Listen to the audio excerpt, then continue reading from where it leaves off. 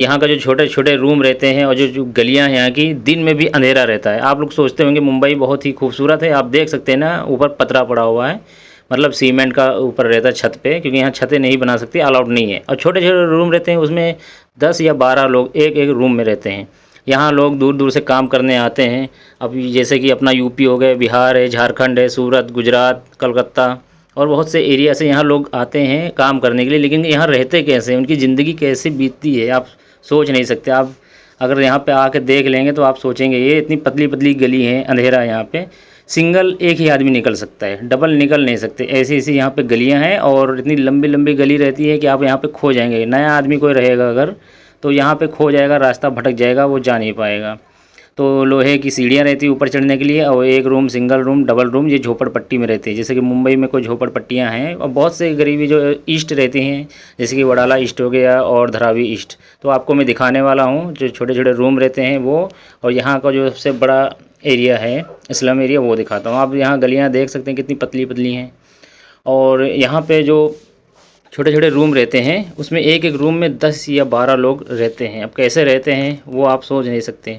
अब एक एक रूम का जो किराया है वो सब मैं आपको बताऊंगा। यहाँ जो साइन धरावी एरिया है, जो एशिया का सबसे बड़ा एरिया माना गया है, सबसे बड़ा स्लम एरिया, सबसे बड़ा गरीबी का एरिया, वो लमसम 2 किलोमीटर में लगभग 10, 12 या 13 लाख लोग रहते हैं। आप सोच सकते हैं कि जो एशिया का सबसे बड़ा गरीबी एरिया माना गया है जिसको, वहाँ 10 या 12 लाख लोग, इतने छोटे, इतने कम जगह में इतने लोग कैसे एडजस्ट हो सकते हैं। आप बाहर से देखते होंगे जो है यूपी बिहार या बाहर से जितने भी लोग, कि मुंबई बहुत ही अच्छा है, लेकिन वो वेस्टर्न एरिया में कहीं कहीं पे, जैसे फिल्मी एक्टर जो यहाँ से रहते हैं वहाँ पे सिर्फ अच्छा है।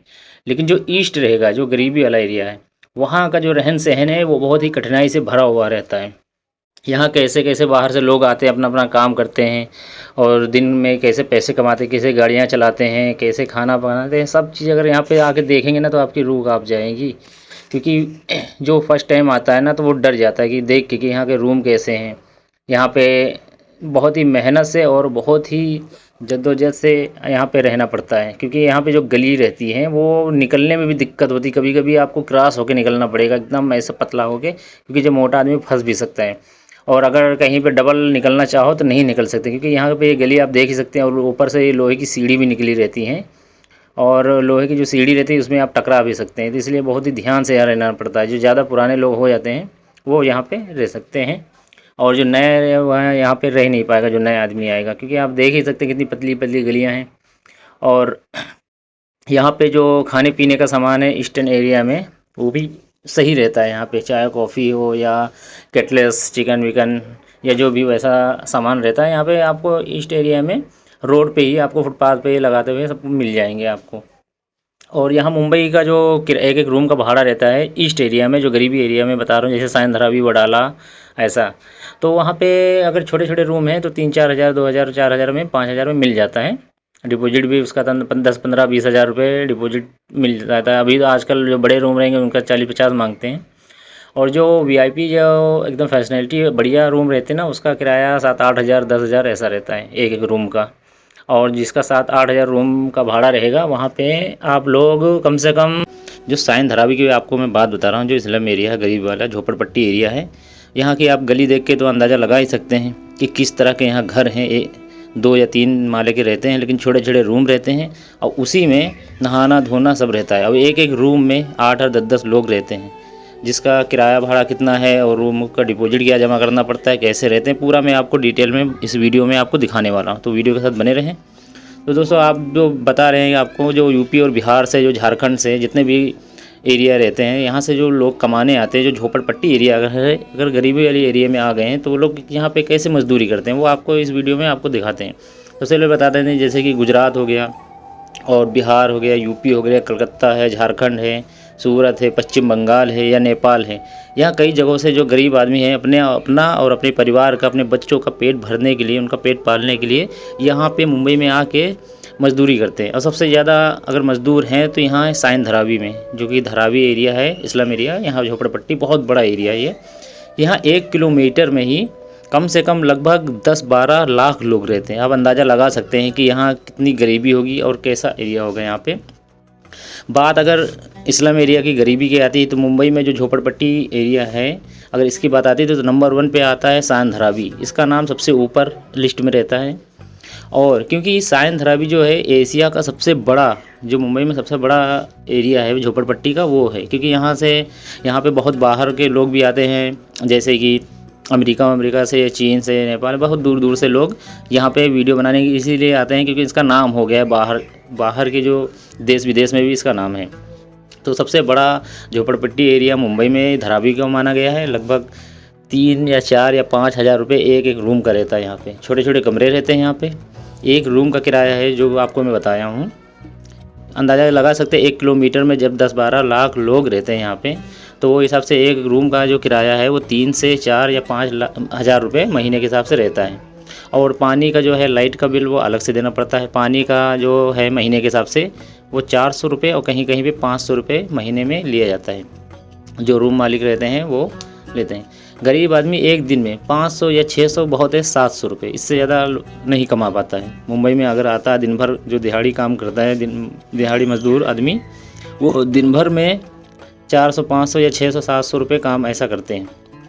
कुछ लोग हैं जो होटल पे खाना खाते हैं, और कुछ लोग हैं यहाँ पे जो बिस्सी में खाना खाते हैं। बिस्सी का मतलब जैसे कि 400, 500 या 600 रुपये हफ्ते के हिसाब से लेते हैं, यानी एक टाइम का खाना 50 रुपये पड़ता है। जो भी मज़दूर लड़के गांव से आते हैं, या तो यहाँ पे सिलाई का काम करते हैं, या तो फिर जरी का, या फिर किसी कंपनी में काम लगे हुए हैं, या चमड़े का। धारावी में सिलाई के कारखाने और जरी के बहुत हैं। यहाँ पे जो कारखाने सबसे ज़्यादा सिलाई के, जरी का और चमड़े का भी बहुत यहाँ पे काम होता है। अगर आप धारावी में अगर रूम लेना चाहते हैं किराए पे, तो सबसे पहले आपको यहाँ पे डिपॉजिट जमा करना पड़ता है। और डिपॉजिट जो है यहाँ पे 10,000 कम से कम रहता है, 15,000 कुछ लोग लेते हैं, या तो 20,000, कुछ लोग 50,000 भी महीने के हिसाब से रूम मालिक जो है वो जमा करता है सबसे पहले। और अगर आप लोग भी यहाँ अगर मुंबई में आके कहीं रूम अगर लेना चाहते हैं, तो सबसे पहले आप वकील के यहाँ पास जाके एग्रीमेंट कागज़ ज़रूर बनवा लें। अगर आप जैसे कि उसको देते हैं, डिपॉजिट जमा करते हैं, तो एग्रीमेंट कागज़ ज़रूर बना लें वकील से। और इसका वकील के यहाँ सिर्फ 300 रुपये में आपका जो कागज़ एग्रीमेंट कागज़ बन जाता है। मुंबई में किसी भी जगह आप जाइए, सब जगह सिर्फ 300 रुपये ही पड़ता है, चाहे कुर्ला हो या धारावी, चेंबूर, वडाला, गोंडी, तिलक नगर, बांद्रा ईस्ट, अंधेरी ईस्ट, घाटकोपर, नाला सुपारा, पनवेल हो, या कोई भी ईस्ट एरिया जहाँ झोपड़पट्टी एरिया है, कहीं भी अगर एग्रीमेंट कागज़ बनवाएंगे तो आपको घनी आबादी वाले में सिर्फ 300 रुपये फ़ीस पड़ेगा। धारावी हो या कोई भी झोपड़पट्टी वाला एरिया है, अगर स्लम एरिया है, तो एक रूम में 10-8 लोग तो नॉर्मल सी बात है। यहाँ पे 10-12 लोग मतलब रहते सोते हैं। मजबूरी में यहाँ के रूम में ऊपर आपको बता देता हूँ, जो छत नहीं होती, वो आगे आपको मैं वीडियो में दिखा दूँगा। आप गली देख ही सकते हैं, जो यहाँ की गलियाँ हैं इतनी पतली हैं कि यहाँ पर 2 लोग नहीं निकल सकते। मुझे भी निकलने में दिक्कत हो रही है। हम लोग कैसे निकलते हैं, हम लोग से पूछिए। तो यहाँ पे जो मुंबई की गलियाँ रहती बहुत ही पतली पतली रहती हैं और बहुत ही घनी आबादी है। यहाँ अपना ये गांव जैसा नहीं, जैसे यूपी बिहार में होती है जगह रहती है, यहाँ पे ऐसा नहीं रहता है। शाम को यहाँ बाज़ार में इतनी भीड़ होती है कि आप लोग यहाँ निकल नहीं सकते। एक रूम में, यहाँ एक ही रूम में आपको सोना, उठना, बैठना सब यही रूम में रहता है। उसी में कपड़े धोना भी, पेशाब वेशाब करने वाला सब वहीं पे बना रहता है। और आपको मैं रूम में अंदर क्या व्यवस्था रहती है वो भी आपको दिखा देता हूँ कि पानी किस में भरते हैं, पीने के लिए कहाँ पे पानी भरता है और कैसे पीते हैं, सब आपको मैं दिखा देता हूँ। मुंबई में सबसे ज़्यादा अगर यहाँ पे देखें तो टैक्सियाँ चलती हैं, ऑटो रिक्शे भी चलते हैं, बसें भी चलती हैं और लोकल ट्रेन है, इससे भी लोग सफ़र करते हैं। बहुत ही कम पैसे में काफ़ी दूर तक लोग आ जा सकते हैं।